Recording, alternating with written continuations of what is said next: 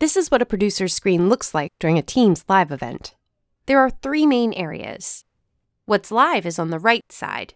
This is what your audience is currently watching. On the left is the queue. You put what will be live next in the queue.